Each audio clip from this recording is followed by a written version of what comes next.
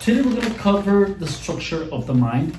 The reason for this is that only by becoming familiar with how your mind functions, you will be able to get to know yourself better and therefore get closer to full integration of your being or to becoming an awakened individual. So first we're going to start with a diagram of the mind. Now, this is a diagram of the mind-body complex, and it pretty much represents the physical, the left aspect or the masculine aspect of you, the feminine side of you, and then consciousness, or also known in Hinduism as Brahman. The square represents all your sensory inputs, visual, auditory, and tactile. The triangle represents your left brain, which is in charge of focus attention. It creates division and selectivity. It is in charge of the short-term aspect of you or memories. Also, it divides everything into parts. It categorizes. It is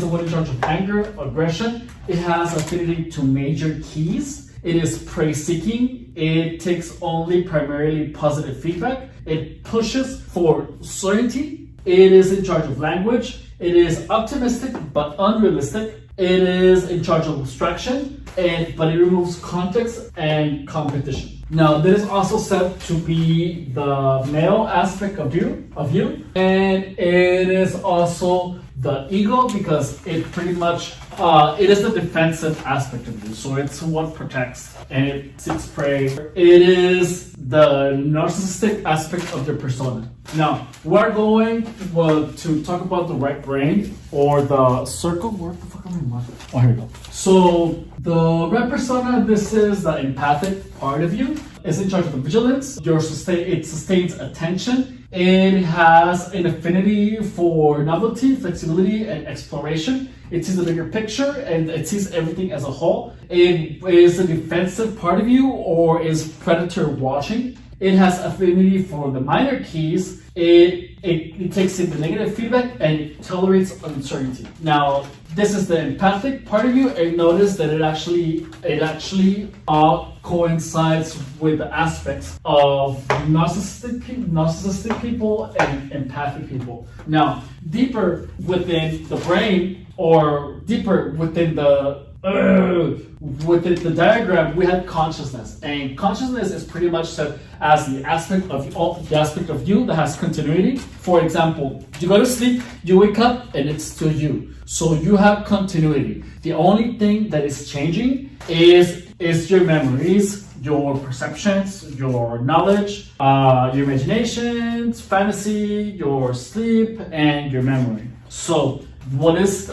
taken from the physical world. So notice here that in the symbol that the triangle or the ego envelops the empathic part of you. So this is true in more than one aspect. So notice that the narcissist part of you is closer to the physical world than to the I, the self, or consciousness. So, which is exactly why a person...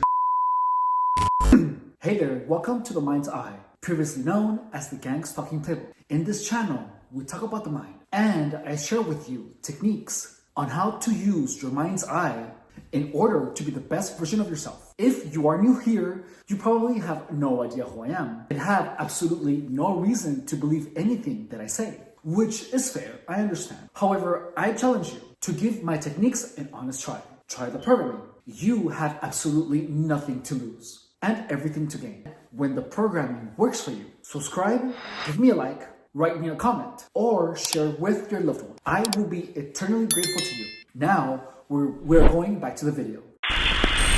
With dominant and the empathic characteristics of themselves are closer to being fully conscious than people who are narcissistic. So people who are narcissistic are going to tend to seek the pleasures of the physical world, and people who are dominant of the right brain are more likely to find pleasure in finding the eternal truth or the true self. Also, awakened individuals become whole. So that pretty much means that all of these are taken into one.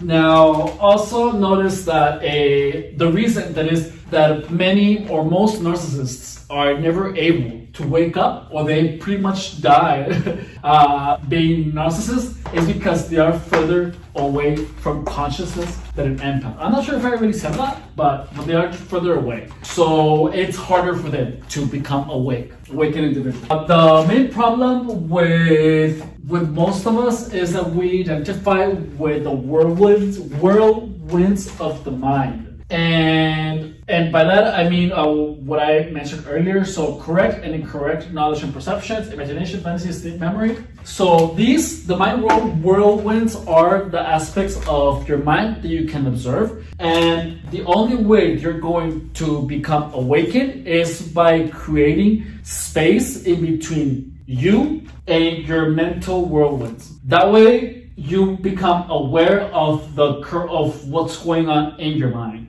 Now, that is pretty much done using meditation. And meditation has a woo-woo connotation, or it is perceived as such. But in reality, it's mental exercise, which we're actually going to cover on my next video. So that's all I have to say for today. Thank you for watching. Please let me know if you have any questions or concerns or anything of such. Like and subscribe. Bye.